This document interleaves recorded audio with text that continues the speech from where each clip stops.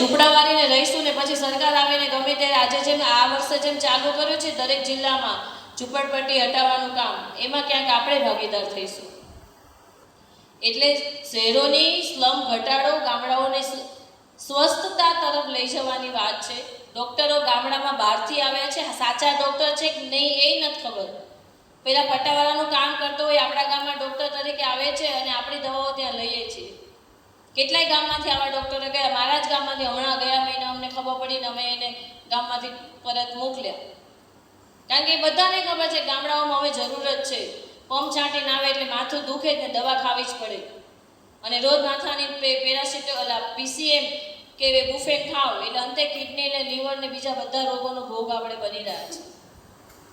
Pharmaceutical કંપનીઓ, અનેક કંપનીઓ જે અમારી સાથે જોડાયેલી છે અનુદાન આપવામાં અથવા ખેતીના કામમાં.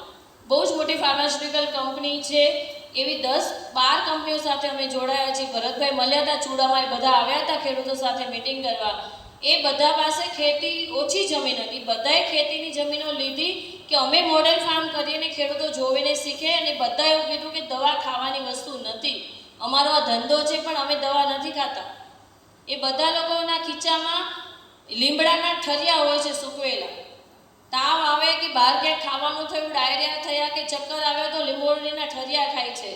પીસીએમ બનાવતી કંપનીઓ ક્યારેય પીસીએમ નથી ખાતી. અને આપણા ગામડામાં તો કરિયાણાની દુકાને હવે દવાઓ મળે. તમે વિચારો તો ખરા જરાક કે આપણે કઈ જિંદગીમાં કયા જીવનમાં પહોંચ્યા છે. ભગવાને તો કહ્યું કે કળિયુગ ચાલે છે, પણ કળિયુગમાંથી પણ સારું જીવન જીવવું એ માણસ તરીકે આપણી ફરજ છે. એક માણસથી બીજા માણસને બચાવવો એ આપણી જવાબદારી છે. એટલે આટલું આપણે વિચારીએ.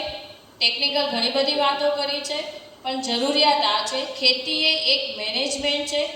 અમારા બાપદાદાની 70 વીઘા જમીન હતી. 2019માં અમે એક સાથે 70 વીઘા જમીન પ્રાકૃતિક કરી છે. 1 વીઘાનો ટેસ્ટ નહીં, 5 વીઘા નહીં, પહેલા જ વર્ષથી એક જ સાથે 70 વીઘા. અને વરિયાળીને જીરુમાં મને 2 મણ ઉત્પાદન વધારે મળ્યું છે પહેલા જ વર્ષ. એટલે જે લોકો એવું માને છે ને કે 3 વર્ષ પછી સફળતા મળે ના મળે, એ આપણા આત્મવિશ્વાસ નબળો છે ને એટલે નથી મળતું. મને ખબર હતી કે મેનેજમેન્ટ અને આત્મવિશ્વાસ અને સાહસ આ 3 હશે ને તો ખેતીમાં પ્રાકૃતિકના પહેલા જ વર્ષે બમણું ઉત્પાદન મળે જ.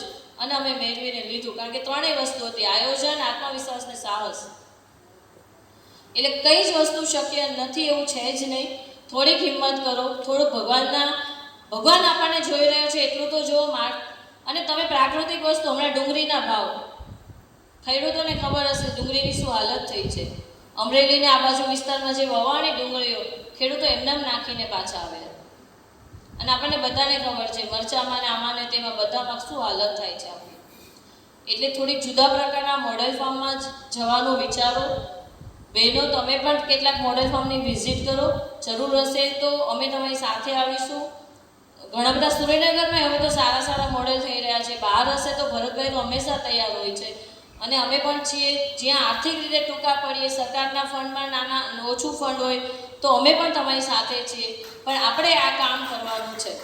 એટલે હું ભરતભાઈને હમણાં પૂછતી હતી કે દરેક તાલુકામાંથી છે, તો ભરતભાઈએ કીધું કે 3 ગ્રામ પંચાયત વચ્ચે એક લીડર બેન છે કોમ્યુનિટી તરીકે.